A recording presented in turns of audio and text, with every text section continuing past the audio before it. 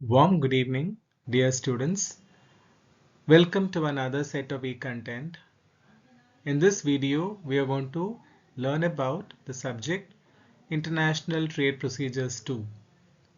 Myself, Dr. M. Saravanan, working as an Associate Professor and Head, Department of International Business, PSG College of Arts and Science, Coimbatore.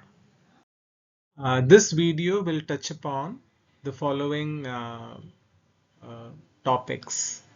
Introduction to Export-Import Business, Exim Documentation and International Payments, Exim Finance, Introduction to Customs Act 1962, Customs Tariff Act 1975, and all about green customs. This video will primarily focus on how to start an export business. Export is like selling a product to another country. Doing business in the overseas market is really challenging. So having a proper guidance, having a proper idea, having a proper experience will elevate you to the next level. If you don't have experience or if you don't have the proper guidance, you will not be able to succeed in the export market. So when you need to start an export business, you have to keep in mind a sequence of steps. So the first important step is to conduct a market research. In that, you have two important segments: identify the products and target markets. So you really have to choose the exportable products with international demand. Products like handicrafts, textiles, food products, engineering goods, gem and jewelry. So these are products which have a very good demand in the international market. So the first thing you have to do is conduct a market research about the products that have a very good demand in the overseas market. And the next important segment is the target market. Target market is like you have to research the potential countries where your product has a very good demand. So you have to use tools like government reports, government export promotion websites, and international market trends to study the export market. The next important step is to create a business plan. See, you have some objectives in your mind. You have to execute those objectives which you have visually formulated in your mind.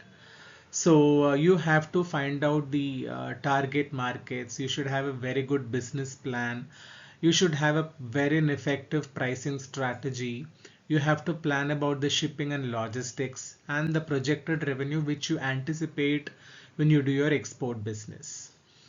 And the next one is to register your business. See, you have to choose a legal structure, like whether you wanted to do as a sole proprietor or you want to do it as a partnership business, or you wanted to do as a company form of organization or a limited liability company or a corporation. So you have to decide the kind of structure of your business.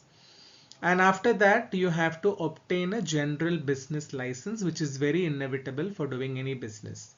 And especially if you wanted to do an export business, you have to apply for an IE code from the DGFT. IE code is called as the Importer Exporter Code number, which has to be obtained from the Directorate General of Foreign Trade.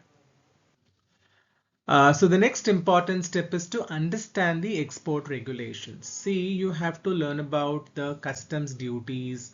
You have to learn about the taxes that are applicable in export business, and also the customs clearance requirements, which is meant for both export and import. And you should have a clear idea about the goods which falls under the negative list. Negative list is a set of list which includes prohibited items, restricted items, and canalized items. Prohibited items are completely banned by the government, which cannot be exported or imported at any cost.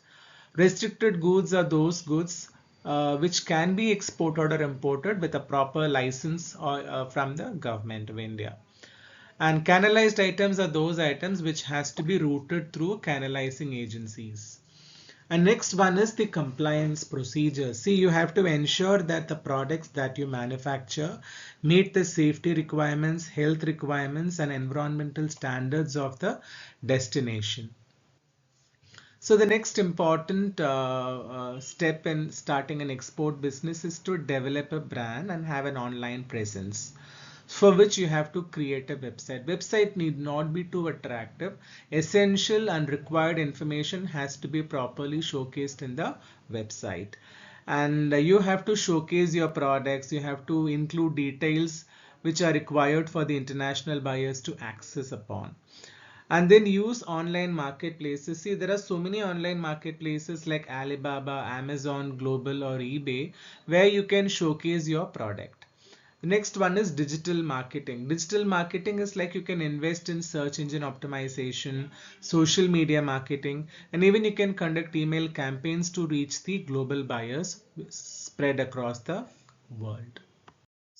So you have decided the digital marketing, everything is fine. Now, where do you find your buyers? See, buyers are not available in the local market anymore. Buyers are available all over the world, and you really don't get a chance to see them personally or interact with them personally. So it's high time that you have to find prospective buyers who are credit worthy, who are trustworthy to have contract with you. So you can get the details of the buyers from the export promotion agencies. There are so many export promotion agencies like export promotion councils, commodity boards, you have CII, you have FICCI, Federation of Indian Chamber of Commerce and Industry. So from these agencies, you can get the details of the buyers. Next is to take part in the trade fairs and exhibitions which are conducted all across the world. So you can maintain a very good network with the buyers. And then you can list your business in global directories like Compass or global sources. Compass is an online database.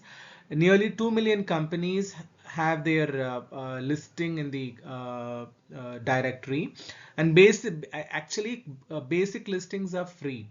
When you need to source additional services, it is accessible with a paid subscription.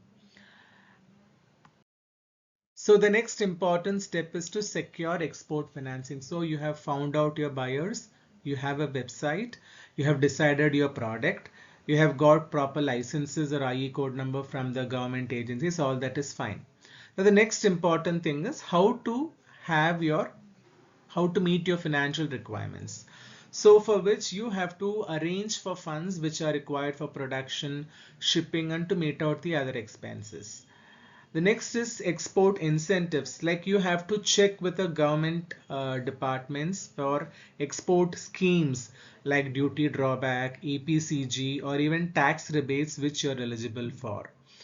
And then insurance cover is very essential.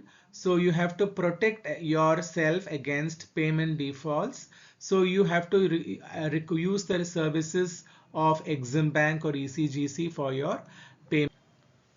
The next one is to negotiate and finalize your export deals. So you have to draft a contract which is very clear, which outlines the price, the quantity, the terms of pricing, terms of payment, the description of the goods, the price per unit, the total price, the delivery timelines, the payment terms, and even the other shipping instructions which are essential for the supplier. So you have to enter into a contract. And the next is you have to discuss upon the payment methods. Whenever a supplier is supplying the goods, he needs to have a safety for his money. So most of the most of the international transactions demand for a safer payment method. 99.9% of the traders prefer a payment term called letter of credit. So that you have to be very clear with. The next important step is to handle logistics and shipping. So you have to decide upon the packaging. So normal packaging is no more accepted in the international market. So you have to go for export grade packaging to make sure that your goods are protected during transit. And freight forwarder. So you have to hire proper intermediary so that he will be able to safely deliver the cargo from the point of origin to the point of destination. And most importantly, you have to arrange for transport insurance because you have to insure your goods against loss or damage during transit. So when it comes to doing an export business, there are certain documentation procedures which has to be kept in mind by the buyer and the seller. So there are few essential documents which are mandatory for the buyer to keep in mind: commercial invoice, packing list, bill of lading, certificate of origin, export declaration. So these are the set of documents which are mandatory for doing an export transaction. The next important step is to follow customs clearance. So you have to submit all the necessary documents to the customs authority, and as an exporter, wherever whichever applicable, I am liable to pay duties and taxes, and I make sure that the goods are cleared for export and loaded for shipment. Once the customs formalities are over, the customs will give a proof of dispatch called the let export order.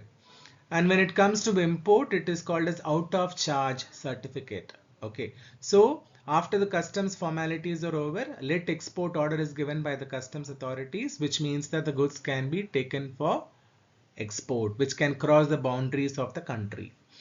The next important step is to deliver goods and receive payment. So you have to make sure that you should be able to track your shipment properly.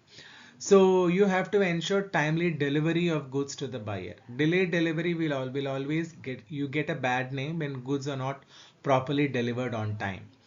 And payment collection is where you have to follow upon the agreed payment terms, and you have to make sure that your funds are safe and secure. Last important step is to post-sale activities once the export is done. So what you have to do is you have to collect proper feedback from the buyer. So collect the buyer feedback for your product or service improvements. If there is any negative remark, that has to be immediately corrected by the supplier. Follow up. Maintain communication to secure repeat business. Only then you will get frequent orders from the customers. And you have to use the lessons that you have learned to enter the new markets or to expand your product lines. So these are the basic guidelines which an exporter should follow when starting an export business.